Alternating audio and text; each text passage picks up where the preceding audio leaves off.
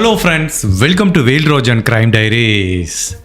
நம்ம இந்தியாவில் இருக்க உத்தரகாண்ட் ஸ்டேட்டில் டேராடூன்கிற ஒரு ஊர் இருக்குது. அந்த ஊரை பற்றி நம்ம எல்லாத்துக்குமே தெரியும். நல்ல ஒரு குளிர் பிரதேசம்.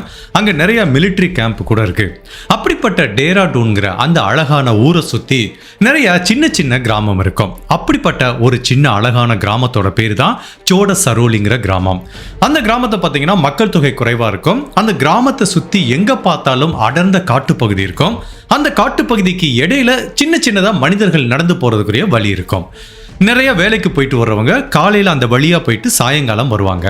அப்படிப்பட்ட இந்த சின்ன அழகான கிராமத்தை சுற்றி இருக்கிற காட்டுப்பகுதியில் செப்டம்பர் மாதம் 10ஆம் தேதி 2023 காலையில் 9 மணிக்கு ஒரு நபர் வேலைக்கு போகிறதுக்காக ஒரு அடர்ந்த காட்டு பகுதிக்கு இடையில இருக்க ஒரு சின்ன வழியை பயன்படுத்துகிறாரு. வழக்கம் போல தான் பயன்படுத்துகிற வழி தான். அப்படி பயன்படுத்திட்டு இருக்கும்போது தொலை தூரத்தில் ஒரு பொருள் கிடக்கிறத பார்க்குறாரு. பார்க்க ஏதோ ட்ரெஸ்ஸு மாதிரி கிடக்கு. ஸோ அவர் என்ன நினச்சிக்கிட்டாரு, ஏதோ ஒரு வீட்டிலேருந்து பழைய துணிகளை ட்ரெஸ்ஸுகளை வந்து தூக்கி போட்டு போயிட்டாங்க அப்படிங்கிற மாதிரி நினைக்கிறாரு. அப்படி பக்கத்தில் போய் பார்த்தார்ல, மிரண்டு போயிட்டாரு. ஒரு பெண்ணோட சடலத்தை பார்க்குறாங்க. அந்த பெண்ணோட சடலம் வந்து எப்படி இருக்குன்னா, ஒரு மாடர்ன் ட்ரெஸ் போட்டிருக்காங்க. அந்த பெண்ணோட தலையிலேருந்து கடுமையான ரத்தப்போக்கு ஏற்பட்டிருக்கு. பார்க்கும்போதே தெரியுது அந்த பெண் உயிரோட இல்லைன்னு. உடனே பதற்றமான இந்த நபர் பதறி அடிச்சுட்டு திரும்ப கிராமத்துக்குள்ள ஓடி வந்து அங்க இருக்க மக்கள் கிட்ட நடந்ததை சொல்றாரு. அப்ப திரும்ப ஒரு 10 பேர் அந்த கிரைம் சீனுக்கு போய் பார்க்கறாங்க. இவர் சொல்றது உண்மைதான். இங்க ஒரு பெண்ணோட சடலம் இருக்கிறத கண்டுபிடிக்கிறாங்க. அந்த கிராம மக்கள் எத்தனையோ வருடங்கள் இந்த வழியா வேலைக்கு போயிட்டு வருவாங்க. பட் இந்த மாதிரி ஒரு நிகழ்வை அவங்க பார்த்ததே இல்லை. இப்போ அந்த கிராமத்து மக்கள் பக்கத்தில் இருக்க போலீஸ் ஸ்டேஷனுக்கு இதை பற்றி தகவல் கொடுக்குறாங்க. உடனே ஒரு 4-5 போலீஸ் ஆஃபீஸர் இந்த கிரைம் சீனுக்கு வராங்க. அந்த பெண்ணோட சடலத்தை பார்க்கும்போதே தெரியுது இது ஒரு திட்டமிட்டு செய்யப்பட்ட கொலை அப்படின்னு. அந்த பெண்ணோட தலையில கடுமையான காயம் ஏற்பட்டிருக்கு. பிளண்ட் ஃபோர்ஸ் டிராமா ஒரு கடினமான ஒரு இரும்பு கம்பியை வச்சு அந்த பெண்ணோட தலையில அடிச்சிருக்காங்க. ஒரு 4-5 டைம் அடிச்சதுல அந்த பெண்ணோட ஸ்கல்லே உடைஞ்சிருக்கு. அதை எல்லாத்தையும் தாண்டி இந்த கிரைம்ல ஒரு மிக கொடூரமான விஷயம் என்ன அப்படின்னா, அந்த பெண்ணோட ஃபேஸை வந்து போலீஸால கண்டுபிடிக்க முடியல. ஒரு கெமிக்கல் மாதிரி, ஒரு ஆசிட் மாதிரி ஒரு பொருளை வச்சு அந்த பெண்ணோட முகத்தையே சிதைச்சிருக்காங்க. ஜென்ரலாக கொலை செய்கிற குற்றவாளிகள், இதை நான் நிறைய கிரைம்ல பார்க்குறேன், இந்த டெக்னிக் யூஸ் பண்ணுறாங்க. இதை எதுக்கு யூஸ் பண்ணுவாங்கன்னா, கொலை செய்யப்பட்ட விக்டிம் யாருன்னு தெரிஞ்சாதான் அப்படியே நூலை பிடிச்சிட்டு யார் கொலை பண்ணியிருப்பாங்கன்னு கண்டுபிடிக்க முடியும். இப்போ விக்டிமோட ஐடென்டிட்டியே தெரியலனா அதை கண்டுபிடிக்கிறதுக்கே போலீஸுக்கு பல நாள் தேவைப்படும். அந்த கேப்பில் குற்றவாளிகள் தப்பிச்சு போகிறதுக்கு வாய்ப்பு இருக்குது. இல்லை பல கேஸில் அந்த ஐடென்டிட்டி தெரியாமலே போகிறதுக்கும் சான்ஸ் இருக்குது. அப்போ அந்த குற்றவாளிகளை போலீஸால் நெருங்க முடியாது. ஸோ அந்த ஒரு காரணத்துக்காண்டி தான் இந்த பெண்ணோட ஐடென்டிட்டி தெரியக்கூடாதுன்னு முழுவதுமாக சிதைச்சிருக்காங்க. அந்த பெண்ணோட சடலத்தை பார்க்கும்போதே அந்த பெண்ணுக்கு ஒரு 25லேருந்து ஒரு 35 வயசு இருக்கலாங்கிற மாதிரி திங்க் பண்ணுறாங்க. இப்போ உடனே ஃபாரன்சிக் டீம், அதுக்கப்புறம் அந்த மோப்பனா எல்லாமே கிரைம் சீனுக்கு வர்றாங்க. இந்த உடலை கவனமாக பேக் பண்ணி பிரேத பரிசோதனைக்காக அரசு மருத்துவமனைக்கு அனுப்பி வைக்கிறாங்க. இப்போ அந்த கிரைம் சீனை ஃபுல்லாக சல்லடை போட்டு தேடுறாங்க. பட் தொலைதூரத்தில் போலீஸுக்கு கிடைக்கிற ஒரு தடயம் என்னன்னா, இந்த கிரைம் சீனுக்கு பக்கத்தில் ஒரு கார் வந்து நின்றுட்டு போனதுக்குரிய தடயம் கிடைக்குது. அது ஒரு மிக முக்கியமான தடயமாக பார்க்கப்படுது. பட் அதை எல்லாத்தையும் தாண்டி இந்த கிரைம் சீனில் அந்த பெண்ணுக்கு சொந்தமான எந்த பொருளையும் கண்டுபிடிக்க முடியல. ஜென்ரலாக லேடிஸ் வெளில போகும்போது ஒரு ஹேண்ட்பேக் வச்சுருப்பாங்க, ஒரு மேக்கப் கிட் வச்சுருப்பாங்க, பல ஐட்டங்கள் வச்சுருப்பாங்க. பட் இந்த பெண்ணுக்கு தொடர்பான ஒரு ஐட்டம் கூட அந்த இடத்துல கண்டுபிடிக்கல. 2வது போலீஸ் என்ன பண்ணுறாங்க, அந்த ஊர் வில்லேஜ் மக்கள் இருப்பாங்களே அவங்கள கூப்பிட்டு இந்த பெண்ணை யாருக்கா தெரியுமான்னு கேட்குறாங்க. அந்த பெண்ணோட முகம் சிதைக்கப்பட்டிருக்கு. பட் அந்த பெண்ணோட உடல் அமைப்பையும் அந்த பெண்ணு போட்டிருக்க ட்ரெஸ்ஸை வச்சும் அந்த கிராமத்து மக்கள் என்ன சொல்கிறாங்கன்னா, சார் இந்த பொண்ணு ரொம்ப மாடர்னாக ட்ரெஸ் போட்டிருக்கு, எங்கள் ஊரில் இந்த மாதிரி ட்ரெஸ் போடுறதுக்கு யாருமே கிடையாது. ஸோ நான் உறுதியாக சொல்கிறேன், இந்த பெண் இந்த கிராமத்தை சேர்ந்தவங்களும் இல்லை. ஏன் சார், எனக்கு தெரிஞ்சு ஒரு 5 கிலோமீட்டர் ரேடியஸ் டிஸ்டன்ஸில் இந்த மாதிரி பொண்ணை நான் பார்த்ததே இல்லைங்கிற மாதிரி தான் அந்த கிராமத்து மக்கள் சொல்கிறாங்க. அப்போ போலீஸ் என்ன கெஸ் பண்ணுறாங்கன்னா, இந்த கிரைம் சீன் வந்து கொலை நடந்த கிரைம் சீன் கிடையாது. கொலை வேற இடத்துல நடந்திருக்கு. அதுக்கப்புறம் இந்த பெண்ணோட உடம்பை இங்கே வந்து டம்ப் பண்ணுறதுக்காக வந்திருக்கான். ஸோ இந்த பெண் கண்டிப்பாக டேராடூன் இல்லை சிட்டியோ இல்லை வேற ஊரை சேர்ந்தவங்களோ இல்லை வெளி மாநிலத்தை சேர்ந்தவங்களா இருக்கிறதுக்கும் நிறைய வாய்ப்பு இருக்குது அப்படிங்கிற மாதிரி தான் போலீஸ் திங்க் பண்ணி ஃபர்ஸ்ட் இந்த பெண்ணோட ஐடென்டிட்டியை கண்டுபிடிக்கிறதுக்கு முயற்சி பண்ணுறாங்க. இந்த மீன் டைம் போலீஸ் அந்த கிராம மக்கள் கிட்ட விசாரணையை ஆரம்பிக்கிறாங்க. அதாவது இந்த உடல் கண்டுபிடிக்கப்பட்ட இடத்துக்கு வழியா யாரெல்லாம் டெய்லி வேலைக்கு போவா, நேற்று நைட்டு யார் இந்த பக்கம் வந்தா அப்படின்னு பல தகவலை கலெக்ட் பண்ணும்போது அந்த கிராமத்தை சேர்ந்த ஒரு நபர் ஒரு முக்கியமான விஷயத்த சொல்றாரு. சார், நைட்டு நான் வேலைக்கு போயிட்டு ஒரு 11 மணிக்கு இந்த இடத்த நான் கிராஸ் பண்ணி வந்தேன். பட் எந்த இடத்துல சடலம் கண்டுபிடிக்கப்பட்டதோ அந்த இடத்துல நான் எதையுமே பார்க்கல சார். ஸோ கண்டிப்பாக எப்பயும் போல வழக்கமாக தான் இருந்ததுங்கிற மாதிரி அந்த நபர் சொல்றாரு. ஸோ இந்த நபர் சொன்ன ஸ்டேட்மெண்ட் வந்து ஒரு டைம் லைனை வந்து எஸ்டாப்ளிஷ் பண்றதுக்கு ஒரு முக்கியமான தடயமாக பார்க்கப்படுது. ஸோ 11 மணி வரைக்கும் இந்த நபர் எதையும் பார்க்கலனா, காலையில் ஒரு 8-9 மணிக்கு சடலம் கண்டுபிடிக்கப்பட்டிருக்குன்னா கண்டிப்பாக அந்த கொலைகாரன் 11 மணிலிருந்து காலையில் ஒரு 7 மணிக்குள்ள தான் அந்த உடலை இங்கே வந்து டம்ப் பண்ணிட்டு போயிருக்கணும் அப்படிங்கிறத உறுதிப்படுத்துறாங்க. இப்போ கொலை செய்யப்பட்ட அந்த பெண்ணோட உடலை பிரேத பரிசோதனைக்கு அனுப்பும்போது இனிஷியலா டாக்டர் அந்த பெண்ணோட ட்ரெஸ்ஸை செக் பண்ணி பார்க்கும்போது இந்த கேஸையே கிராக் பண்ற மாதிரி ஒரு சூப்பரான தடயம் கிடைக்குது. ஜென்ரலாக நம்ம புதுசாக கடையில் ட்ரெஸ் வாங்கினா அந்த ட்ரெஸ்ஸோட ப்ரைஸ் என்ன, ஒரு ப்ரைஸ் டேக் இருக்கும் பார்த்தீங்களா? ஸோ அந்த ப்ரைஸ் டேக் என்ன பண்ணுவோம், நம்ம ஜென்ரலாகவே கட் பண்ணிடுவோம். சில சமயம் பார்த்தீங்கன்னா ட்ரெஸ்ஸோட அட்டாச் பண்ணி ஒரு பார் கோடு இருக்கும் பார்த்துருக்கீங்களா? அந்த மாதிரி ஒரு பார் கோடை இந்த பெண்ணோட ட்ரெஸ்ஸில் பார்க்குறாங்க. அதை பார்க்கும்போதே தெரியுது இந்த பெண் இந்த ட்ரெஸ்ஸை இப்போ புதுசாக போட்டிருக்காங்க. இதுக்கு முன்னாடி போட்ட மாதிரியே தெரியல. ஏன்னா நம்ம ட்ரெஸ்ஸை திரும்ப திரும்ப போட்டு துவைக்கும் போது கொஞ்சம் ஃபேட் ஆகிட்டே வரும். பட் இந்த பெண் போட்டிருக்க ட்ரெஸ் ரொம்ப புதுசாகவும் இருக்கு, அந்த பார்கோடு ரொம்ப புதுசாகவும் இருக்கிறதுனால இந்த பார்கோடை வச்சு அந்த பெண்ணை கண்டுபிடிக்க வாய்ப்பு இருக்குன்னு இந்த பெண், கொலை செய்யப்பட்ட பெண் கடைசியா போட்டிருந்த ட்ரெஸ்ஸையும் அந்த பார்கோடையும் ஒரு மிக முக்கியமான தடயமா போலீஸ் ஆபீசர் கிட்ட கொடுக்குறாங்க. டேராடூனுங்கிற இந்த ஊருக்கு பக்கத்துல இருக்கிற இந்த சின்ன அழகான கிராமத்துல கொலை செய்யப்பட்ட அந்த பெண் யாரு, அந்த பெண்ணை இவ்வளவு கொடூரமா கொலை பண்ணி முகத்தை இப்படி சிதைச்சிட்டு போன அந்த கொலைகாரன் யாரு, எதுக்காக அந்த பெண்ணை கொலை பண்ணா, யார் அந்த பெண் அப்படிங்கிற பலவித குழப்பங்களும் திருப்பங்களும் நிறைஞ்ச இப்படியெல்லாம் கூடவா நாட்டில் நடக்குதுன்னு இந்த வழக்கு நம்ம எல்லாத்தையும் ரொம்பவே ஆச்சரியப்படுத்த போகுது. அப்படி இந்த பெண் யாரு, யாரு கொலை செஞ்சாங்க, எதுக்காக அந்த பெண்ணை கொலை செஞ்சாங்கிறத நம்ம தெரிஞ்சுக்கிறதுக்கு முன்னாடி உங்க டைம் 2 செகண்ட்ஸ் எனக்காக ஸ்பெண்ட் பண்ணி என்னோட வீடியோஸ் உங்களுக்கு பிடிச்சிருந்துச்சுன்னா லைக் பண்ணிட்டு கமெண்ட் பண்ணுங்க. இன்கேஸ் என்னோட சேனலை இதுவரைக்கும் நீங்க சப்ஸ்கிரைப் பண்ணாம பார்த்தீங்கன்னா மறக்காம சப்ஸ்கிரைப் பண்ணி என்ன சப்போர்ட் பண்ணுங்க. ஸோ நீங்க கொடுக்குற ஒவ்வொரு லைக்கும் கமெண்ட்டும் சப்ஸ்கிரிப்ஷனும் மட்டும்தான் என்ன மாதிரி கான்டென்ட் கிரியேட்டருக்கு ஒரு மோட்டிவேஷனாக இருக்கும், இந்த வீடியோவை நிறைய ஆடியன்ஸுக்கு கொண்டு போய் சேர்க்கறதுக்கும் மிகவும் பேருதவியாகவும் இருக்கும். இப்போ போலீஸ் டீம் ஒரு 2-3 டீம் வந்து ஃபார்ம் பண்றாங்க இந்த கொலைகாரனை பிடிக்கிறதுக்கு. ஒன்று, அந்த பெண்ணோட ஐடென்டிட்டியை கண்டுபிடிக்கிறது. அதுக்கு இருக்கிற ஒரே தடயம் என்ன, அந்த பெண் கடைசியில் போட்டிருந்த அந்த ட்ரெஸ்ஸில் இருந்த பார்கோடு. ஸோ அதை எடுத்துட்டு பக்கத்தில் இருக்க டவுனில் எங்கெல்லாம் இந்த மாதிரி மாடர்ன் ட்ரெஸ் கிடைக்குமோ அதை வச்சு இந்த மாதிரி ட்ரெஸ்ஸை எந்த கடையில் விற்கிறாங்க அப்படிங்கிறத கண்டுபிடிச்சா அந்த பார்கோடை வச்சு அந்த பெண்ணை நெருங்கிறதுக்கு வாய்ப்பு இருக்கு. ஏன்னா அந்த பெண் பர்ச்சேஸ் பண்ணும்போது ஆட்டோமேட்டிக்காக அவங்க பே பண்ணியிருப்பாங்க. லக்கீலி அவங்களோட கிரெடிட் கார்டோ டெபிட் கார்டோ பே பண்ணி தான் ஈஸியாக வந்து அவங்களோட அட்ரஸையும் ஐடென்டிட்டியும் கண்டுபிடிக்க முடியும். ஸோ இதை வந்து ஒரு டீம் வந்து பண்ணிட்டு இருக்காங்க. இன்னொரு டீம் சிசிடிவி கேமரா, வழக்கம் போல நம்ம கிரைம் சீன்ல கிராக் பண்றதுக்கு பயன்படுத்துற டெக்னிக். பட் இப்போ என்ன பிரச்சனைனா, இது ஒரு கிராமத்தில் இந்த சடலம் கண்டுபிடிக்கப்பட்டிருக்கு. அங்கே எங்கேயுமே சிசிடிவி கேமரா கிடையாது. அதுவும் இந்த உடல் கண்டுபிடிக்கப்பட்டது அந்த காட்டு பகுதிக்குள்ள இருக்கிற ஒரு தனிமைப்படுத்தப்பட்ட இடத்துல. அப்போ ரெகுலரா போலீஸ் என்ன பண்ணுவாங்க, இந்த இடத்துக்கு வர்றதுக்குரிய 4 பக்கம் வழியையும் கண்டுபிடிப்பாங்க. அங்கே ஏதாவது கேமரா இருக்கான்னு பார்ப்பாங்க. அப்படி போலீஸ் பார்க்கும்போது இந்த ஐசோலேட்டட் பிளேஸ் அடையிறதுக்கு 2 வழி இருக்கு. அந்த 2 வழியும் எவ்வளோ டிஸ்டன்ஸ்ல இருக்குன்னா 16 கிலோமீட்டர் டிஸ்டன்ஸ் இருக்கு. அந்த 16 கிலோமீட்டர் இந்த காட்டுப்பகுதியை வந்து கடந்து வரணும் அப்படின்னா மினிமம் வந்து ஒரு 25 மினிட்ஸ் ஆகும். அதாவது இப்படி திங்க் பண்ணிக்கோங்க, இந்த இடத்துல கிரைம் சீன் இருக்கு. ஸோ இங்கே எதுவுமே கேமரா இல்லை. ஸோ இந்த இடத்துல ஒரு கேமரா இருக்கு, இந்த இடத்துல ஒரு கேமரா இருக்கு. பட் இந்த ரெண்டும் வந்து ஒரு 16-17 கிலோமீட்டர் டிஸ்டன்ஸ்ல இருக்கு. அப்போ போலீஸ் என்ன பண்றாங்க, இங்க இருக்கிற கேமராவும் செக் பண்றாங்க, இங்க இருக்கிற கேமராவும் செக் பண்றாங்க. அதாவது இந்த உடல் கண்டுபிடிக்கப்பட்ட செப்டம்பர் மாதம் 10ஆம் தேதி ஏர்லி மார்னிங்லேருந்து செப்டம்பர் மாதம் 9ஆம் தேதி நைட்லேருந்து இந்த 2 பக்கமும் கடந்து போன வெஹிக்கிளோட சிசிடிவி காட்சிகளை எடுக்கிறாங்க. ஏன்னா நம்மளுக்கு 2 கேமரா இருக்கு. அது என்ன மாதிரி டெக்னிக் யூஸ் பண்றாங்கன்னா, இந்த இடத்துல இருந்து இந்த இடத்த கடந்து போறதுக்கு 25 நிமிஷம் ஆகும். இடையில எந்த டிராஃபிக்கும் கிடையாது, எந்த இடையூறும் கிடையாது. அன்லஸ் அன்டில் அந்த நபர் காரை நிப்பாட்டலனா 25 நிமிஷத்துல கடந்து போயிடலாம். அப்போ போலீஸ் என்ன பண்றாங்க, இந்த டைம் டியூரேஷன்ல, அதாவது அப்ராக்சிமேட்டா இந்த உடல் எப்போ டம்ப் செய்யப்பட்டிருக்கோம், 9ஆம் தேதி நைட்டு 11 மணி வரைக்கும் இல்லை, அப்போ நைட்டு 11லேருந்து காலைல 8 மணி வரைக்கும் இந்த டயத்துக்குள்ள இந்த பக்கம் இருந்து யாரு போனா, இந்த பக்கம் இருந்து யாரு போனா ஒரு லிஸ்ட் எடுக்கிறாங்க. இப்போ இங்கே ஒரு வெஹிக்கிள் ஏ அப்படின்னு ஒரு வெஹிக்கிள் வந்து 11:30 மணிக்கு ஸ்பாட் பண்ணியிருக்காங்கன்னா அந்த வெஹிக்கிள் 12 மணிக்கு இந்த கேமராவில் பதிவாயிருக்கணும். அப்படின்னா என்ன அர்த்தம்? ஸோ இடைப்பட்ட அந்த டயத்தில் அந்த வெஹிக்கிள் எங்கேயுமே நிற்கலன்னு அர்த்தம். ஸோ இந்த பக்கம் வர வெஹிக்கிள் லிஸ்ட் எடுக்கிறாங்க, அதே மாதிரி இந்த பக்கம் இருக்க வாகனங்களோட லிஸ்ட்டையும் எடுத்து கரெக்டாக ½ இந்த பக்கத்துலேருந்து இந்த பக்கம் ட்ராவல் ஆயிருக்கான்னு பார்க்குறாங்க.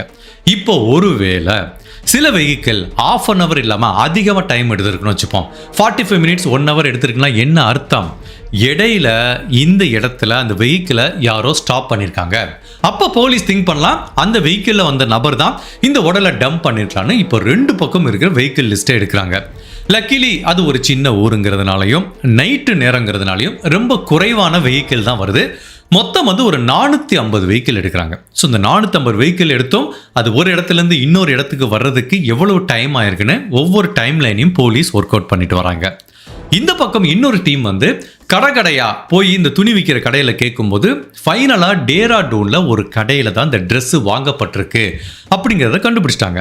அது ரொம்ப ஒரு யூனிக்கான ட்ரெஸ் அப்படிங்கிறதுனால சில பேர் தான் வாங்கியிருப்பாங்க. அப்போ ஃபைனலாக பார்க்கும்போது செப்டம்பர் மாதம் 3ஆம் தேதி ஒரு பெண் இந்த ட்ரெஸ்ஸை வாங்கிட்டு போயிருந்தாங்க அப்படிங்கிற தகவல் தெரியுது. அந்த தகவலும் இந்த கொலை செய்யப்பட்ட பெண்ணோட ட்ரெஸ்ஸில் இருக்க பார்கோடும் மேட்ச் ஆகுது. ஸோ கொலை செய்யப்பட்ட பெண் 3ஆம் தேதி இந்த ட்ரெஸ்ஸை வாங்கியிருக்காங்க. அப்போ போலீஸ் என்ன பண்ணுறாங்க, அந்த கேமராவில் பார்க்குறாங்க. அன்ஃபார்ச்சுனேட்லி அந்த கேமரா குவாலிட்டி சரியில்லை. அந்த பெண்ணோட மூமெண்ட் மட்டும் தான் தெரியுது, அந்த பெண்ணோட முகம் வந்து பதிவாகலை. அப்போ அந்த கடைக்கு வெளியில் ஒரு கேமரா இருக்குது. ஸோ இந்த பெண்மணி ட்ரெஸ்ஸு வாங்குறாங்க. வாங்கினதுக்கப்புறம் கடையை விட்டு வெளியில் வர்றாங்க. அங்கே ஒரு நபர் காரில் வெயிட் பண்ணிட்டு இருக்காரு. அது என்ன கார்னா கியா அப்படிங்கிற ஒரு காரோட பிராண்டு, அதோட மாடல் சோனட் அப்படிங்கிற ஒரு மாடல். ஸோ கியா சோனட்ல வந்த ஒரு நபர் அந்த காரில் வெயிட் பண்ணிட்டு இருக்காரு. இந்த பெண் வந்து அந்த நபர் அப்படியே கார்லேருந்து இறங்கி வந்து இந்த பெண்ணை கிரீட் பண்ணுறாரு. ஸோ 2 பேரும் பேசிட்டு அந்த காரில் ஏறிட்டு போகிறாங்க. ஸோ அந்த நபரோட முகமும் கிளியரா இல்லை, இந்த பெண்ணோட முகமும் கிளியரா இல்லை, அந்த காரோட நம்பர் பிளேட்டும் கிளியரா இல்லை. பட் என்ன காருன்னு மட்டும் தெரியுது. ஸோ அங்கங்கே போலீஸ் இருக்கிற சிசிடிவி கேமராவில் இந்த காரோட நம்பர் பிளேட்டை கண்டுபிடிக்க எவ்வளவு முயற்சி பண்ணியும் அன்ஃபார்ச்சுனேட்டாக அந்த காரோட நம்பர் பிளேட்டை கண்டுபிடிக்க முடியல. பட் ஒன்று மட்டும் தெரியுது, எந்த நபர் இந்த பெண்ணை ட்ரெஸ் எடுக்க கூட்டிட்டு வந்தானோ அந்த நபர் கொலைகாரனாக இருக்கிறதுக்கு நிறைய வாய்ப்பு இருக்குது. இல்லை அட்லீஸ்ட் அந்த பெண்ணோட தொடர்பில் இருக்க ஒரு நபர்னு தெரிஞ்சால் அந்த பெண்ணோட ஐடென்டிட்டி கண்டுபிடிச்சு கொலைகாரனை நெருங்க முடியும். இப்போ இந்த கேஸில் முதல் டைம் ஒரு சூப்பரான பிரேக் த்ரூ கிடைச்சிருக்கு. இப்போ 2வது அந்த வெஹிக்கிள் 450 வெஹிக்கிளை ஃபுல்லாக ட்ராக் பண்ணாங்களே, அப்படியே பார்த்துட்டு இருக்கும்போது ஒரு வெஹிக்கிள் மட்டும் கரெக்டாக 55 நிமிஷம் எடுத்துக்குது ஒரு சைட்லேருந்து இன்னொரு சைடு போகிறதுக்கு. மிச்சம் இருக்கிற 449 வெஹிக்கிளும் கரெக்டாக 25 நிமிஷத்தில் கிராஸ் ஆயிருக்கு. அப்போ இந்த ஒரு வெஹிக்கிள் மட்டும் எதுக்காக 1 மணி நேரம் டைம் எடுக்கப்பட்டது? ஸோ அந்த வெஹிக்கிள் எப்போ வந்திருக்குன்னா நைட்டு வந்து 1:30 மணிக்கு வந்து 2:30 மணிக்கு போயிருக்கு. ஸோ அந்த வெஹிக்கிள் மேலே போலீஸ் ஆஃபீஸருக்கு ஒரு சின்ன சந்தேகம் வருது. அந்த வெஹிக்கிளை உற்று நோக்கி பார்க்கும்போது அந்த வெஹிக்கிளுக்கு பின்னாடி ஆர்மிங்கிற ஒரு ஸ்டிக்கர் ஒட்டியிருக்கு. தட் மீன்ஸ் ஆர்மியில் வேலை பார்க்குற ஒரு நபருக்கு சொந்தமான வாகனமாக இருக்கிறதுக்கு வாய்ப்பு இருக்குன்னு திங்க் பண்ணுறாங்க. சரி, அந்த வெஹிக்கிளோட நம்பர் பிளேட்டை எடுக்கலான்னு பார்த்தா அந்த நம்பர் பிளேட்டும் கிளியராக இல்லை. பட் ஒன்று மட்டும் தெரியுது, அது என்ன வெஹிக்கிள்ங்கிறத கண்டுபிடிக்கிறாங்க. கியா சோனட் அப்படிங்கிறது தெரிய வருது.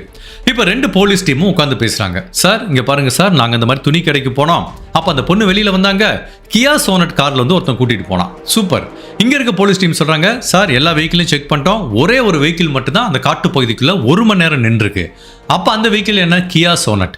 இப்போ இது 2மே மேட்ச் ஆகுதா? அப்போது இது 2ஐயும் கம்பைன் பண்ணி பார்க்கும்போது கிடைக்கிற ஒரு க்ளூ என்னன்னா, ஒரு நபர் இந்த பெண்ணோட தொடர்பில் இருந்திருக்கான், அந்த பெண்ணுக்கு ட்ரெஸ்ஸு வாங்கி கொடுத்துருக்கான், அதே மாதிரி அந்த காரில் வந்து அந்த பெண்ணோட உடலை அந்த இடத்துல டம்ப் பண்ணிட்டு போகிறான். அந்த நபருக்கு சொந்தமான கார் கியா சோனட். இந்த தகவல் தான் தெரியுது தவிர மற்றபடி அந்த காரோட நம்பர் பிளேட்டோ இல்லை அந்த நபர் யாரு அந்த பெண் யாரு அப்படிங்கிறத இப்போ வரைக்கும் போலீஸால கண்டுபிடிக்க முடியல. ஸோ இப்போ கியா சோனட்ங்கிற காரையும் தாண்டி ஆர்மின்னு ஒரு ஸ்டிக்கர் ஒட்டி இருக்கு பார்த்தீங்களா, அது வந்து எக்ஸ்ட்ரா ஒரு ஃபில்டர்.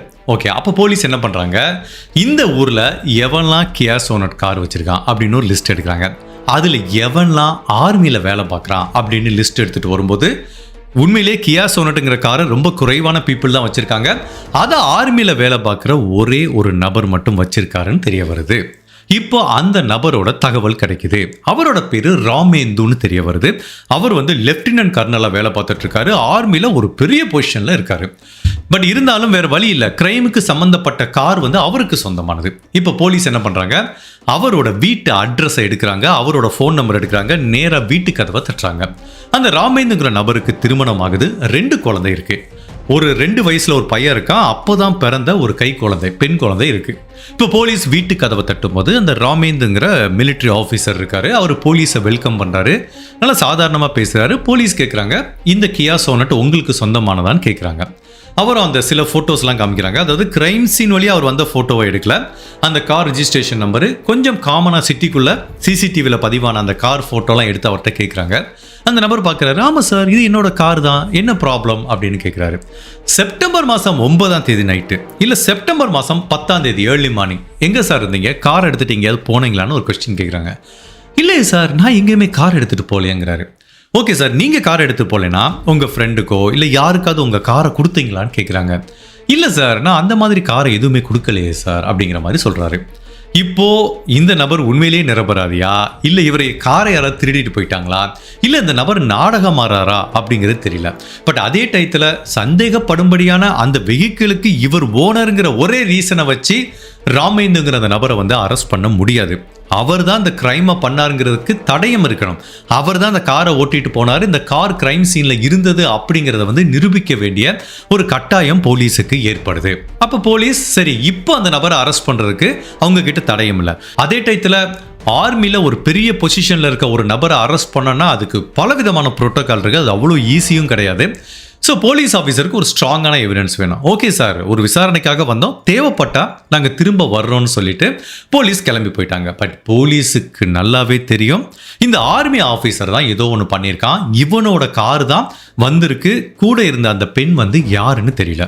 சரி, இவனை பற்றியான பேக்ரவுண்ட் செக் பண்ணி பார்க்குறாங்க. இவன் யாரு, இவன் எங்கே வேலை பார்த்தான், எப்போ இந்த டேராடூனுக்கு வந்தான்னு செக் பண்ணி பார்க்கும்போது இவன் பிறந்தது வளர்ந்தது எல்லாமே உத்தரப்பிரதேசில் இருக்க காசிபாருங்கிற ஒரு டிஸ்ட்ரிக்டை சேர்ந்தவன். இவங்க அப்பா பேர் வால்மீகி, அவங்க அம்மா பேர் சாரதா. இவங்க 2 பேருமே ஒரு கவர்மெண்ட் அஃபீஷியலாக இருக்காங்க. இவனுக்கு இந்த ராமேந்துக்கு கூட பிறந்தவன் மனிஷ்ங்கிற ஒரு சகோதரர். ஸோ எல்லாமே பிறந்தது வளர்ந்தது எல்லாமே அந்த ஊரில், படித்தது எல்லாமே அந்த ஊரில். அப்போ இவனுக்கு என்ன, அது ஃபஸ்ட்டு ஆர்மி போஸ்டிங் கிடைக்குது. 2001ஆம் வருஷம் கோவாவில் வந்து கிடைக்குது.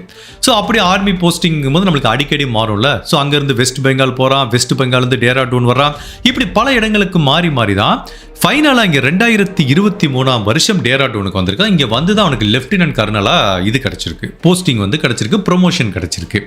ஸோ இதுதான் இவனோட ஃபேமிலி பேக்ரவுண்ட். இவனுக்கு திருமணமாகி 2 குழந்தைகள் இருக்குது. இவனோட அம்மா, அப்பா, சகோதரர் எல்லாமே இன்னமே உத்தரப்பிரதேசில் இருக்காங்க அப்படிங்கிறது தெரிய வருது. ஸோ போலீஸ் இனிஷியலாக இந்த ராமேந்துவை விசாரிக்கும் போது அவன் என்ன சொன்னான், என் காரை சர்வீஸ்க்கு விட்டுருக்கேன்னு சொன்னான். ஸோ என்கிட்ட இப்போ கார் இல்லைன்னு சொல்லிட்டான் போலீஸ் காரை கேட்டதுக்கு.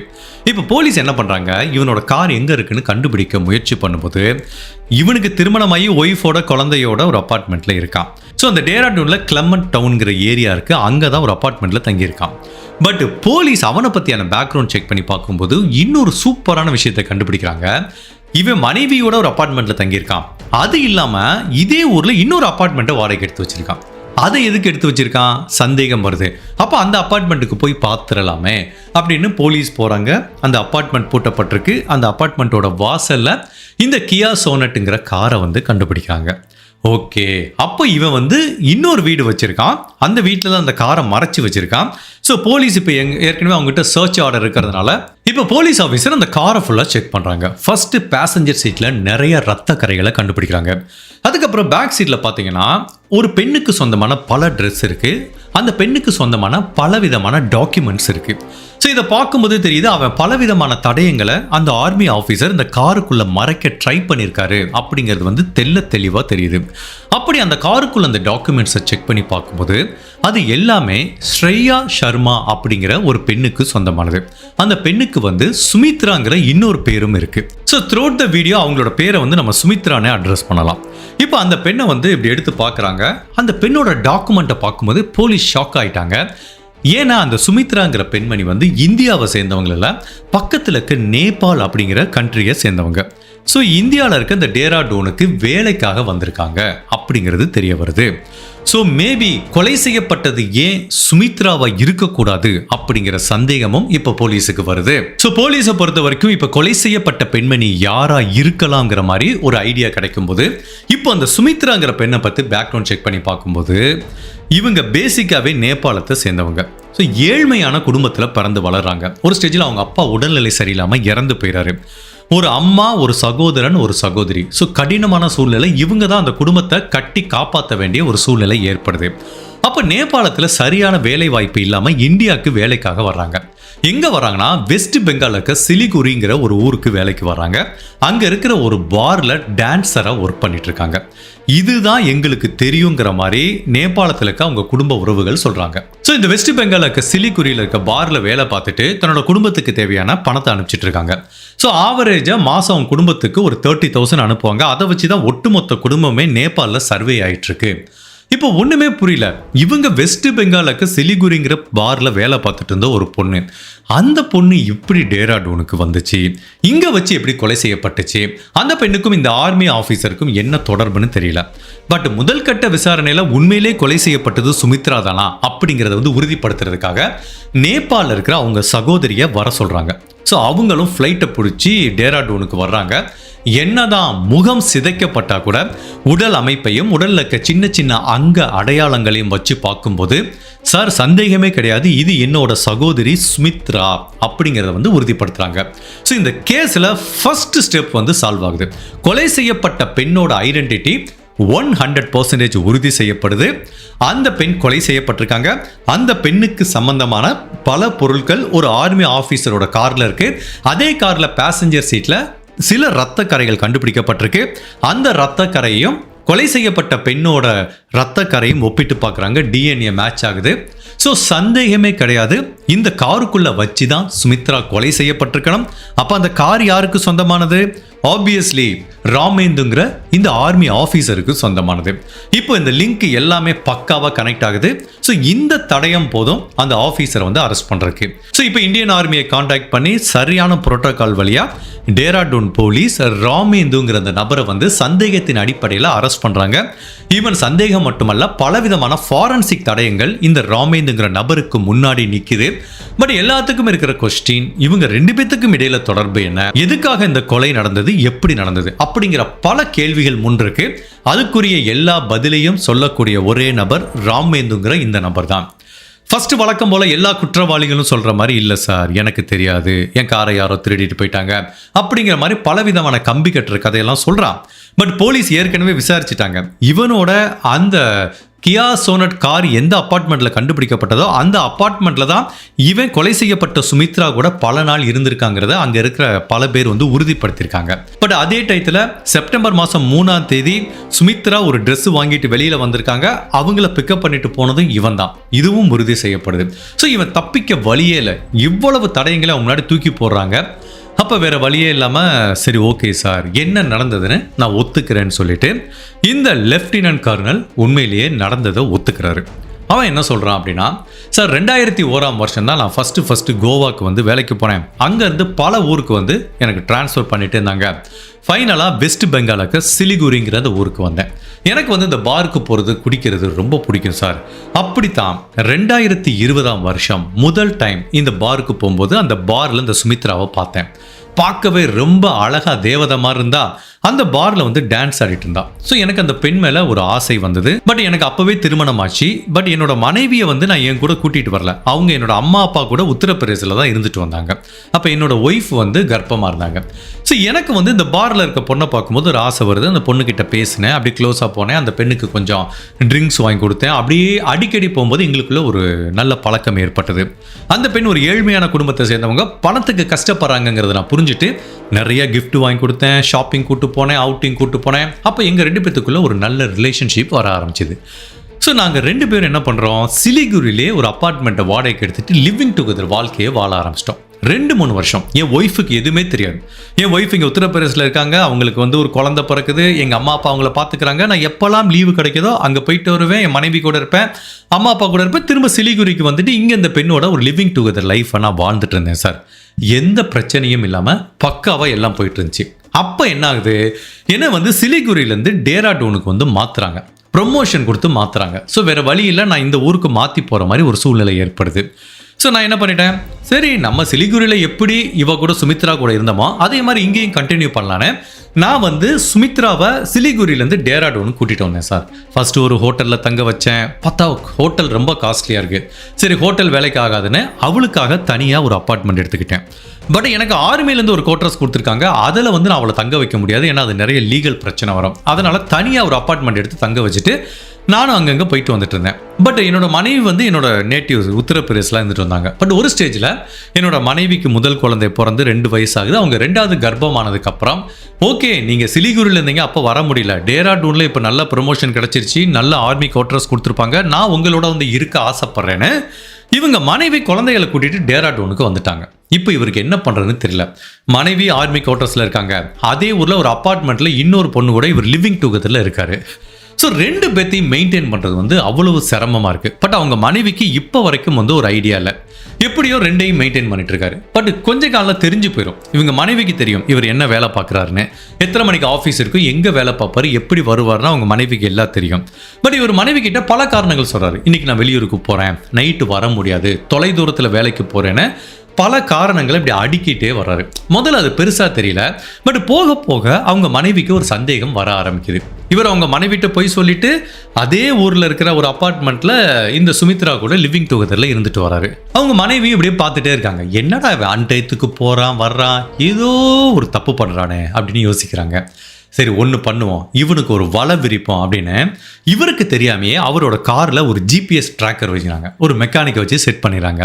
அவங்க கணவரும் வழக்கம் போல் எனக்கு இங்கே டியூட்டி போட்டிருக்காங்க, அங்கே டியூட்டி போட்டிருக்கான்னு போய் சொல்லிட்டு போகும்போது இவங்க இருக்கிற அதே கிளமன் டவுனில் ஒரே ஒரு அப்பார்ட்மெண்ட்டில் மட்டும் இவர் கார் தொடர்ந்து நிற்கிறத பார்க்குறாங்க. அப்படியா அப்படின்னு இவங்க இந்த லொக்கேஷனை நோட் பண்ணிக்கிட்டாங்க. மறுநாள் அவங்க கணவர் வரும்போது கேஷுவலாக கேட்குறாங்க, இன்றைக்கி எங்கெங்கே போனீங்க அப்படின்னு கேட்டால், இன்றைக்கி வந்து அவுட்டரில் வேலை போட்டாங்க, தொலை தூரத்தில் போயிட்டு வந்தோன்னு பொய் சொல்கிறாரு. பட் இவங்க மனைவிக்கு நல்லாவே தெரியுது இவன் பொய் சொல்கிறான், ஒரே இடத்துக்கு போயிட்டு வந்திருக்கானே. அப்போ புரிஞ்சு போச்சு, ரைட்டு நம்ம கணவர் யாரையோ ஒரு பொண்ணை வச்சிருக்கான் அப்படிங்கிறத இவங்களால உணர முடியுது. அப்போ ஒரு நாள் வழக்கம் போல் இவர் பொய் சொல்லிட்டு கிளம்பி போகிறாரு. இவங்க மனைவியும் பின்னாடி கார் எடுத்துகிட்டு ஃபாலோ பண்ணுறாங்க. கரெக்டாக அந்த அப்பார்ட்மெண்ட்டை கண்டுபிடிச்சிட்டாங்க. ஸோ இவன் அந்த வீட்டுக்குள்ளே போய் அந்த பெண்ணோட இருக்கும்போது அவங்க மனைவி கையும் களவுமாக பிடிச்சிட்டாங்க. அங்கே வச்சு பயங்கர சண்டை, பயங்கர ஆர்கியூமெண்ட் நடக்குது. ஈவன் அந்த சுமித்ராவும் சண்டை போடுறாங்க, இவங்க மனைவியும் சண்டை போடுறாங்க. அப்போ அந்த நபர் இடையில புகுந்து சண்டையை இப்படி நிப்பாட்ட ட்ரை பண்ணுறாரு. ஸோ மொத்தத்தில் அந்த இடத்துல ஒரு பெரிய அடிதடியே வருது. உடனே இவங்க மனைவி பயங்கரமாக கோச்சிட்டு வந்துட்டாங்க. இந்த நபருக்கு என்ன பண்ணுறதுன்னு தெரியல. ஸோ இவரும் வீட்டுக்கு வந்துடுறாரு. அதுக்கப்புறம் தன்னோட மனைவியை வந்து சமாதானப்படுத்த முயற்சி பண்ணுறாரு. சரி ஓகே நான் தப்பு பண்ணிட்டேன், பட் இனிமேல் அந்த பெண்ணை வந்து நான் ஊருக்கு அனுப்பிச்சிடுறேன். ஸோ இனிமேல் அந்த கான்டாக்டை கட் பண்ண முயற்சி பண்ணுறேங்கிறாரு. அவங்க மனைவியும் ஒரு வாய்ப்பு தராங்க. சரி நான் உன்னை ஒரு டைம் மன்னிச்சு விடுறேன், அந்த பெண்ணை இப்போவே கட் பண்ணு, இனிமேல் அந்த பொண்ணு நம்ம வாழ்க்கையிலே வரக்கூடாது, நீ எங்கே வேணாலும் போய் விட்டுட்டு வா, ஐ டோன்ட் கேர், நேபாளுக்கு அனுப்பு, சிலிகுரிக்கு அனுப்பு, இனிமேல் நீ அந்த பொண்ணை பார்க்கவும் கூடாது, அந்த பொண்ணோட எந்த கான்டாக்டும் வச்சுக்க கூடாதுன்னு அவங்க மனைவி வந்து உறுதியாக சொல்கிறாங்க. பட் இந்த நபருக்கு அந்த பெண்ணையும் விட முடியல, அந்த பெண்ணும் இவரை விடுறதாவே இல்லை. ஸோ இவர் போய் இந்த பொண்ணோட சொல்லி பார்க்குறாரு, மனைவி தெரிஞ்சு போச்சு, பிரச்சனை ஆச்சுன்னா அதெல்லாம் முடியாது, நீ 3 வருஷம் கூட இருந்தல, நீ என்ன கல்யாணம் பண்ணிக்கோ அப்படிங்கிற மாதிரி அவங்களும் வந்து ஒரு ப்ரெஷர் போடுறாங்க. இது எப்படி தாங்கிறதுனே தெரியல. இந்த பக்கம் மனைவிட்டு ஒரு அடி, அந்த பக்கம் அந்த ஒரு பொண்ணுகிட்ட இருந்து அடி, இந்த பக்கம் பார்த்தீங்கன்னா இது நிறைய விஷயங்கள் வெளியில் தெரிஞ்சுன்னா இவரோட வேலைக்கும் ஆபத்து அப்படின்னு யோசிச்சு பார்த்து அப்போ வந்து இவரை வந்து குடும்பமா இல்லை லிவிங் டுகெதரில் ஒரு பொண்ணா, குடும்பம் 2 குழந்தை இருக்கு அப்படின்னு பார்க்கும்போது இல்லை எனக்கு குடும்பமும் 2 குழந்தைகள் தான் வேணும், இந்த பெண் வேணாம் அப்படின்னு முடிவு பண்ணி இவளை நார்மலாக தன்னோட வாழ்க்கையிலேருந்து அப்புறப்படுத்த முடியாது. அதனால வேறு வழி இல்லை, கொலை பண்ணலாங்கிற மாதிரி பக்காவாக அந்த ஆர்மி மேன் வந்து ஒரு ஸ்கெட்சு போடுறாரு. இவருக்கு தெரியும் இவங்க குடும்பம் எங்கே இருக்காங்க, நேபாளில். அவங்க என்ன நினச்சிட்டு இருக்காங்க, வெஸ்ட் பெங்காலில் சிலிகுரியில் அந்த பெண்ணு வேலை பார்த்துட்டு இருக்காங்கன்னு. இவங்க டேராடூனுக்கு வந்ததே அவங்க குடும்பத்துக்கு தெரியாது. இப்போ இந்த பெண்ணை இங்கேயே கொலை பண்ணி எங்கேயாவது தூக்கி போட்டு போயிட்டா யாராவது கம்ப்ளைண்ட் கொடுப்பாங்களா, யாராவது தேடுவாங்களா? Of course not. நேபாளில் இருக்கிறவங்க சிலிகுரியில் தான் போய் தேடுவாங்க, இங்கே வர்றதுக்கு வாய்ப்பு இல்லை, அப்போ நம்ம தப்பிச்சிடலாம் அப்படிங்கிற மாதிரி பக்காவாக பிளான் போடுறான். ஒன்று அந்த பெண்ணை கொலை பண்ணுறது, 2வது அவங்க ஐடென்டிட்டியை யாருக்கும் தெரியாமல் மறைக்கிறதுன்னு. ஸோ முதலையே பக்காவாக பிளான் போட்டு இந்த கிராமத்தை சூஸ் பண்ணி இந்த இடத்துல தான் உடலை தூக்கி போட போகிறோங்கிறத முடிவு பண்ணிட்டான். அதுக்கு முன்னாடி அந்த முகத்தை ஃபுல்லாக சிதைக்கிறதுக்காக இவனோட வீட்டில் அந்த பாத்ரூம் க்ளீன் பண்ணுறதுக்கு நிறைய ஆசிட் இருக்குல்ல, அந்த மாதிரி ஒரு 4-5 ஆசிடை காரில் ரெடியாக எடுத்து வச்சுக்கிட்டான். செப்டம்பர் மாதம் 9ஆம் தேதி இந்த சுமித்ராக்கு அவன் கால் பண்ணுறான். நான் ஒரு பார்ட்டிக்கு போகிறேன், என் கூட வாங்குற மாதிரி சொல்கிறான். அந்த பெண்ணுக்கு பயங்கர ஹாப்பி. சரி, பொண்டாட்டிக்கு தெரிஞ்சதுக்கு அப்புறம் கூட இவன் தான் கூட ஒரு ரிலேஷன்ஷிப்பில் இருக்குன்னு ஆசைப்பட்றான்னு சொல்லி இவங்களும் அந்த பார்ட்டிக்கு வர்றேன்னு சொல்லி ஆசையாக கிளம்புறாங்க. ஸோ நைட்டு ஒரு 10-11 மணிக்கு அந்த பெண்ணை கூப்பிட்டுக்கிறான். நேராக 2 பேரும் ஒரு பாருக்கு போகிறாங்க. பயங்கரமாக குடிக்கிறாங்க. அந்த பெண்ணுக்கு அளவுக்கு அதிகமாக இவன் வந்து ட்ரிங்க்ஸை கொடுக்குறான். இவன் குடிக்கல, அந்த பெண்ணும் நிறையா குடிச்சிடுறாங்க. ஆல்மோஸ்ட் அவங்களுக்கு வந்து ஒரு கான்சியஸே இல்லை. இப்போ வந்து காரில் கூட்டிகிட்டு வரான். அந்த பெண்ணை பேசஞ்சர் சீட்டில் உட்கார வச்சு இவன் டிரைவ் பண்ணுறான். கார்லேயே அந்த பெண்ணுக்கு ட்ரிங்க்ஸ் ஊற்றி கொடுக்குறான். அப்போ அந்த பெண்ணுக்கிட்ட என்ன சொல்கிறான், நம்ம எவ்வளோ வீட்டில் போய் பல நாள் ஜாலியாக இருந்திருக்கோம்ல, இன்றைக்கி நம்ம ஒரு அவுட்ருக்கு போவோம், ஒரு அடர்ந்த காட்டுக்குள்ளே போவோம், அங்கே போய் காருக்குள்ளே வச்சு ஜாலியாக இருக்கலாம் அப்படின்னு சொல்லி அந்த பெண்ணை ஏமாற்றி இவன் ஏற்கனவே பக்காவாக பிளான் பண்ண மாதிரி சோட சரோலிங்கிற இந்த கிராமத்துக்கு கூட்டிகிட்டு வரான். அது வந்து டேராடூன்லேருந்து அவுட் சைடு இருக்குது. வந்து ஒரு ஐசோலேட்டான ஏரியாவுக்கு இவன் முன்னாடியே பார்த்துருக்கான். ஒரு அடர்ந்த காட்டுப்பகுதி, உள்ளுக்குள்ளே ஒரு பாதை போகுது, இங்கே யாரும் வரமாட்டாங்கன்னு. ஸோ இவன் என்ன பண்ணுறான், அந்த காரை வந்து அந்த பாதையில் உள்ளே விடுறான். இப்போ நைட்டு 1 மணி, இங்கே யாருமே வர்றதுக்கு வாய்ப்பு இல்லை. ஆனால் அந்த பெண்ணை கொலை பண்ணுறதுக்கு பக்காவாக எல்லாத்தையும் எடுத்துகிட்டு வந்திருக்கான். ஃபஸ்ட்டு ஒரு பெரிய சுத்தியல், அதுக்கப்புறம் அந்த பெண்ணோட முகத்தை சிதைக்கிறதுக்கு நிறைய டாய்லெட்டில் யூஸ் பண்ணுற ஆசிட்.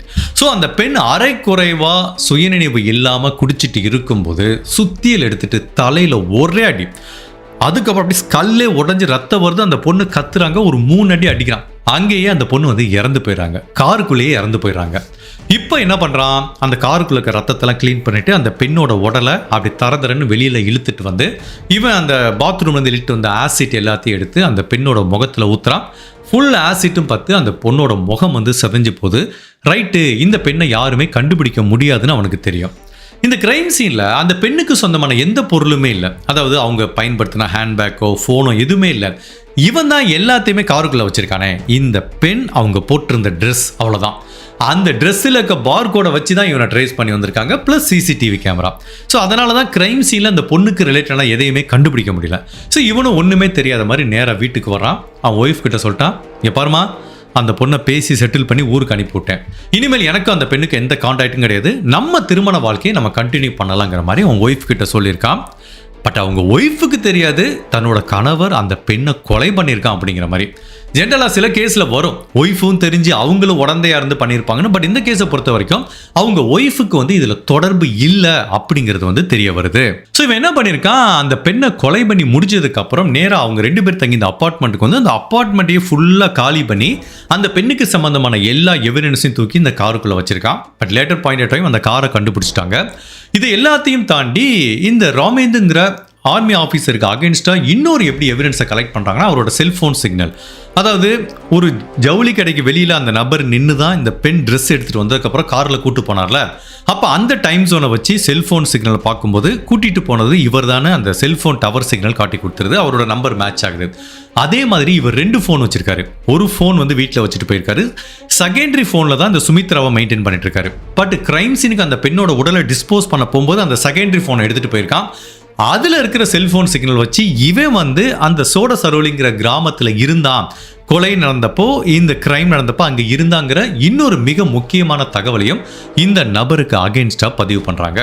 ஸோ முறைப்படி ஆர்மியோட அனுமதியோட இவரை அரெஸ்ட் பண்ணி போலீஸ் ஆஃபீஸர் குற்றப்பத்திரிக்கை தாக்கல் பண்ணுறாங்க. ஸோ இந்த கிரைம் நடந்தது இப்போ தான் ஒரு 2-3 இயர்ஸ் ஆகுறதுனால இந்த வழக்கோட விசாரணை நீதிமன்றத்தில் நடந்துட்டுருக்கு. ஹோப்ஃபுல்லி ராமேந்துங்கிற இந்த ஆர்மி ஆஃபீஸருக்கு ஆயுள் தண்டனை கிடைக்கிறதுக்கு நிறையவே வாய்ப்பு இருக்குது. இந்த கேஸ் இதோட முடிவுக்கு வந்தது. இந்த கேஸை பற்றி நான் என்ன ஃபீல் பண்ணேன்னா, இது ரொம்ப புதுமையான கேஸா, யூனிக்கான கேஸா அப்படின்னு நான் சொல்ல மாட்டேன். ஏன்னா இதே மாதிரி பேட்டர்ன் நான் நிறைய கேஸில் பார்க்குறேன். அதாவது ஃபார் எக்ஸாம்பிள் ஒரு இல்லிசிட் அஃபேர்லையோ, இல்லை 2 பேரும் காதலிக்கும் போதோ, இல்லை ஒரு அன்ஹாப்பி மேரேஜ் லைஃப்லையோ ஒருத்தருக்கு வந்து அந்த உறவை கண்டினியூ பண்ணணும்னு ஆசை, பட் இன்னொருத்தருக்கு அந்த உறவுலேருந்து வெளியில் போகணும்னு ஆசை. அப்போ என்ன ஆகுது அப்படின்னா, இந்த கண்டினியூ பண்ணணுங்கிற நபர், விருப்பப்படுற நபர் என்ன பண்ணுறாரு, அது ஒரு ஆணாக இருக்கட்டும் பெண்ணாக இருக்கட்டும், அந்த எதிர்மனையில் இருக்க அந்த நபரை வந்து பிடிச்சு இழுத்து இந்த ரிலேஷன்ஷிப்பை கண்டினியூ பண்ணும்போது என்ன ஆகுதுன்னா, நிறைய கேஸில் இந்த மாதிரி கிரைம் நடக்கிறதுக்கு வாய்ப்பு இருக்குது. ஏன்னா ஒருத்தர் வந்து வெளியில் போகணுங்கிறாரு, இன்னொரு இந்த காந்த மாதிரி பிடிச்சி இழுக்கிறாங்க. அப்போ அவங்களுக்கு வேறு வழி தெரியல, வெளியில் போகிறதுக்கு இவங்க விட மாட்டேங்கிறாங்க, பெரிய பிரச்சனையாகுது, சமூகத்தில் நம்ம பேரை கெடுத்துடுவாங்க அப்படின்னு சொல்லி தான் கொலை பண்ணுற மாதிரி ஒரு கிரைம் நடக்கிற மாதிரி நிறைய பேட்டர்னை வந்து ஒரு கேஸ் இல்லை, 2 கேஸ் இல்லை, பல கேஸில் பார்க்குறேன். இது வந்து ஒரு ஐசோலேட்டட் இன்சிடென்ட் கிடையாது. ஸோ இதுலேருந்து நம்ம எடுத்துக்க வேண்டிய விஷயம் என்ன அப்படின்னா, ரிலேஷன்ஷிப் வந்து நம்ம சூஸ் பண்ணுறது இட்ஸ் அன் ஆர்ட். அதை வந்து தவறாக சூஸ் பண்ணுறாங்க. பட் அதே டயத்தில் வந்து தவறாகவே உள்ளே போயிடுறாங்க. பட் அதே டயத்தில் எந்த டயத்தில் அதுலேருந்து கரெக்டாக வெளியில் வரணும் அப்படிங்கிறது வந்து சரியாக புரியல. என்னை பொறுத்த வரைக்கும் ஒரு ரிலேஷன்ஷிப்புங்கிறது வந்து ஒரு மாட்டு வண்டி மாதிரி. 2 மாடு ஒழுங்காக போனால் தான் அந்த மாட்டு வண்டி போகும். இல்லை தண்டவாளம் மாதிரி 2 கரெக்டாக இருந்தால் தான் ட்ரெயின் ஒழுங்காக போகும். இல்லை ஒன்று அப்படி இடைஞ்சல் பண்ணுச்சு அப்படின்னா அது கண்டிப்பாக சரியாக வராது. அப்போ ஒருத்தர் வந்து இந்த ரிலேஷன்ஷிப்பில் இன்ட்ரெஸ்ட் இல்லை, நான் விரும்பலை, கண்டினியூ பண்ணல அப்படின்னா இன்னொருத்தர் வந்து ஃபோர்ஸ் பண்ணக்கூடாது. என்னை பொறுத்த வரைக்கும் அந்த ரிலேஷன்ஷிப்லேருந்து பிரிஞ்சு வர்றதான் பெட்டரான சொல்யூஷன். ஓகே, ஒரு கணவன் மனைவி இருக்காங்க, ஒருத்தருக்கு பிடிக்குது, ஒருத்தர் பிடிக்கல, பிரிஞ்சு வர்றது ஓகே. பட் இந்த மாதிரி கேஸில் ஒரு இல்லிசிட் அஃபேரில் இந்த பெண்ணுக்கு வந்து அவர் திருமணமானவரும் தெரிஞ்சு தான் அந்த ரிலேஷன்ஷிப்புக்குள்ளே போயிருக்காங்க. பட் அதே டயத்தில் அந்த நபரை விட்டு விடுறதுக்கு அவங்களுக்கும் மனசு இல்லை, திருமணம் பண்ணிக்கணும்னு ஆசைப்படுறாங்க. பட் அது பாசிபிலிட்டியும் கிடையாது. ஸோ இப்போ இந்த மாதிரி ஒரு ரிலேஷன்ஷிப்பில் ஒருத்தர் வெளியில் வர விருப்பப்படும் போது இன்னொருத்தர் அதற்கு எதிர்ப்பு தெரிவிக்கும் போது இன்னொரு நபர் லாக் ஆகிக்கிறார். இவரோட கேஸில் ஐயோ இந்த பக்கம் குடும்பம் இருக்கே, இந்த பொண்ணு வேற இப்படி பண்ணுறாள், என்ன பண்ணு தெரியாமல் கடைசியில் கிரைமில் முடிகிற மாதிரி ஒரு சூழ்நிலை ஏற்படுது. சரிப்பா, கணவன் மனைவி விருப்பப்பட்டு பிரிஞ்சு வர்றோம். பட் இந்த மாதிரி இல்லிசிட்ல அஃபேர்ல இருக்கும்போது அந்த பொண்ணு எப்படி ஃபீல் பண்ணிருக்கலாம், இவன் நம்மளை ஏமாத்திட்டான், 3 வருஷம் நம்ம கூட ஜாலியாக இருந்துட்டு இப்போ நம்ம கலெக்டி விட பார்க்குறான் அப்படிங்கிற ஒரு கோபத்தில் கூட அந்த பெண் நான் உன்னை விட்டு போக மாட்டேன், உன் கூட தான் இருப்பேன் அப்படிங்கிற மாதிரி கூட பிரச்சனை பண்ணிருக்கலாம். பட் என்ன ரீசனாவது இருக்கட்டும், இல்லிசிட் அஃபேரில் போகிறவங்களோ, இல்லைனா லவ் பண்ணிட்டு பிரிஞ்சு போகணும்னு நினைக்கிறவங்களோ, இல்லைனா கணவன் மனைவியாக இருக்கட்டும், சரி, இந்த ரிலேஷன்ஷிப்புங்கிறது பார்த்தீங்கன்னா இந்த ரிலேஷன்ஷிப்போட பாட்டம், அதோட பேஸ்மெண்ட் எப்படி இருக்குன்னா லவ், கேர், அது ஒருத்தருக்கு ஒருத்தர், உனக்குன்னு இருக்கிறது, எனக்கு நான் இருக்கிறது, இதெல்லாம் பேசிக்காகவே இருக்கணும். அது இல்லைன்னு வச்சுக்கோங்களேன், அந்த ரிலேஷன்ஷிப்புக்கு வந்து அர்த்தமே இல்லை. நான் என்ன கல்யாணம் பண்ணிக்கணும், என்ன கல்யாணம் பண்ணிக்கணும். ஒருத்தர் லவ்வர் என்ன பண்ணுறான், ஐயோ எனக்கு ஒன்று பிடிக்கவே இல்லை, ஏதோ இவெல்லாம் ஜாலியாக இருந்தோம், இப்போ செட் ஆகாது, எங்கள் வீட்டில் ஒத்துக்கலை, நீ கிளம்பு அப்படின்னு சொல்கிறான்னு வச்சுக்கோங்களேன். ஸோ அப்போ வந்து என்னாங்கன்னா கஷ்டமாக தான் இருக்கும், அவனை ஏமாற்றிட்டான் அப்படிங்கிற கோபம் இருக்கும், சில சமயம் பழி வாங்குற உணர்ச்சி இருக்கும். பட் அதை தாண்டி சில பேர் நான் பண்ணி பார்த்துருக்கேன், ஒருத்தன் ஏமாத்திடுவான், காதலிக்கிறான், அந்த பெண்ணை கர்ப்பமாக்கிட்டு ஏமாத்திரான்னு வச்சுக்கோங்களேன், கல்யாணம் பண்ண மாட்டேன்னு சொல்கிறான்னா அந்த பொண்ணு வந்து தர்ணா போராட்டம் நடத்தி போலீஸில் கம்ப்ளைண்ட் பண்ணி அவனை கல்யாணம் பண்ணுவாங்க. பட் எனக்கு என்னன்னா, அப்படி கல்யாணம் பண்ணுறாங்க, கரெக்டு தான், சரி அவன் பண்ண தப்புக்கு தண்டனையாகவே இருக்கட்டும். பட் அப்படிப்பட்ட கல்யாணம் பண்ணால் அவன் வந்து திரும்ப அந்த பெண் கூட சந்தோஷமான ஒரு வாழ்க்கையில் இருக்க முடியுமா அப்படிங்கிறது எனக்கு டவுட்டு. இந்த பெண்ணை ஒரு வெறுப்பாக பார்ப்பான்ல, உங்க கூட ஜாலியாக இருந்தேன், இப்படி ஒரு பிரச்சனை பண்ணி என் மானத்தை வாங்கிட்டு நீ என்னை கல்யாணம் பண்ணிட்டியே, இருடி வாழ்க்கை ஃபுல்லாக உனக்கு நான் உருப்படியான கணவனாகவே இருக்க மாட்டேங்கிற மாதிரி அவன் இந்த பொண்ணை கல்யாணம் பண்ண கூட இன்னும் பல பேர் கூட தொடர்பில் இருப்பான். ஸோ இதுதான் நடக்கும் ஆக்சுவலி.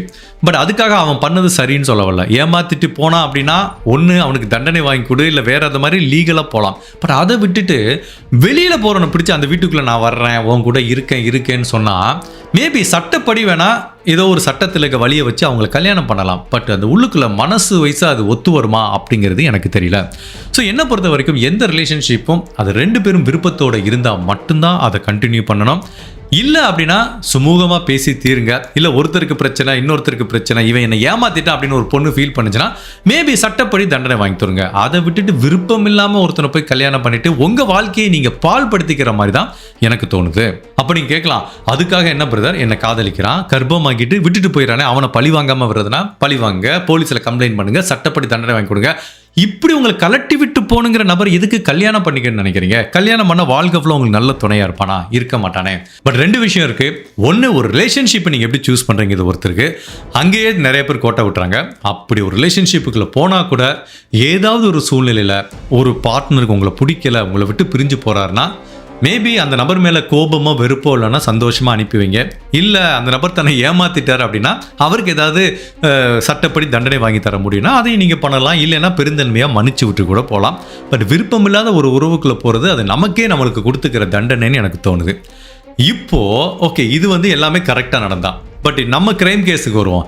இப்போ என்ன ஆகுது, ஒரு 2 பேர் இல்லிசிட் அஃபையரோ லவ் பண்ணுறானோ, ஜாலியாக இருக்காங்க, அவன் போகணுன்னு நினைக்கிறான், அந்த பொண்ணு பிடிச்சி இழுக்குது. அப்போ என்ன ஆகுது, ஒரு ஸ்டேஜில் சட்டப்படி அவனுக்கு வந்து இந்த பொண்ணை கழட்டி விட முடியல, ஸ்மூத்தாக பண்ண முடியல. ஆனால் அந்த பொண்ணு டார்ச்சர் பண்ணிகிட்டே இருக்கு. அப்போ வேற வழி இல்லை, கொலை பண்ணுற மாதிரி ஆயிடுது. ஈவன் நான் நேற்று போட்ட கூட கேஸு கூட அதே மாதிரி தான். அந்த ஒரு எம்எல்ஏ கேஸ் பாருங்களேன். அந்த எம்எல்ஏ கூட பல நாள் ட்ராவல் பண்ணியிருக்கான். அந்த எம்எல்ஏக்கும் அந்த பொண்ணை பிடிச்சிருக்கு. இவனுக்கு கல்யாணம் ஆனால் கூட அந்த ரிலீஸ் டேட் அஃபேரில் இருக்காங்க. ஆனால் ஒரு ஸ்டேஜில் அந்த பொண்ணு என்னை கல்யாணம் பண்ணு, சொத்தில் பணம் கேட்கும்போது அவனுக்கு கோபம் வருது. ஸோ இதே மாதிரி தான் விருப்பப்படாமல் ஒருத்தவங்களுடைய உறவுக்கு இழுக்கும்போது இந்த மாதிரி க்ரைம்லேயும் போய் முடிகிறதுக்கு வாய்ப்பு இருக்குது. ஸோ அதனால் ரொம்ப கவனமாக இருங்க. ஈவன் இது சில சமயம் கணவன் மனைவிக்கு கூட அப்ளை ஆகும். நிறைய கேஸில் நான் பார்த்துருக்கேன். மனைவி இந்த உறவில் இருக்குன்னு நினைப்பாங்க, கணவன் பிரிஞ்சு போகணும்னு நினைப்பாரு. மேபி கணவருக்கு வேறு தொடர்பு இருக்கலாம், அப்போ வந்து மனைவியை கொலை பண்ணுறது, இந்த மாதிரி எவ்வளோ கேசஸ் பார்த்துருக்கோம். அட் த எண்டு வந்து பார்த்தீங்கன்னா இந்த மாதிரி கேசஸ்லேருந்து நம்ம கற்றுக்கிற ஒரே பாயிண்ட் என்ன அப்படின்னா, விருப்பப்படாமல் இன்னொருத்தரை பிடிச்சி அந்த உறவுக்குள்ளே இருக்கிறது வந்து உண்மையிலே வந்து எனக்கு தெரிஞ்சு ஒரு பெட்டரான அப்ரோச் இல்லைங்கிற மாதிரி தான் தோணுது. ஸோ அதனால் ஒரு ரிலேஷன்ஷிப்பை செலக்ட் பண்ணும்போதும் நல்லா கவனமாக செலக்ட் பண்ணுங்கள். இல்லை அந்த ரிலேஷன்ஷிப்லேருந்து வெளியில் வரதும் ஒரு ஆர்ட், அது எப்போ வெளியில் வரணும் அப்படிங்கிறத புரிஞ்சுக்கோங்க. ஸோ எந்த சூழ்நிலையிலையும் ஒரு கஷ்டப்பட்டு உங்களுக்கு தெரியும் நம்மளோட பார்ட்னர் எவ்வளோ டேஞ்சரானவன், அவனுக்கு போய் குறைச்சல் கொடுத்தா நாளைக்கு அது நம்ம உயிருக்கே கூட ஆபத்தாக கூட வாய்ப்பு இருக்குது. ஸோ அந்த மாதிரிலாம் நீங்கள் ஏதாவது சென்ஸ் பண்ணிங்கன்னா நீங்கள் தாராளமாக வெளியில் வந்துடுங்க. உங்களுக்குன்னு ஒரு வாழ்க்கை துணை கிடப்பாங்க. ஸோ மேக் ஷூர் இந்த மாதிரி கேஸை வந்து நம்ம ஒரு பெஸ்ட் எக்ஸாம்பிளாக எடுத்துக்கலாம். இந்த கேஸை பற்றி நீங்கள் என்ன நினைக்கிறீங்க? உங்களோட கருத்தை மறக்காமல் இந்த வீடியோவில் பதிவு பண்ணுங்கள். இந்த மாதிரி அனதர் கேஸில் உங்களை சந்திக்கிறேன். Till then stay safe, take care, பாய்.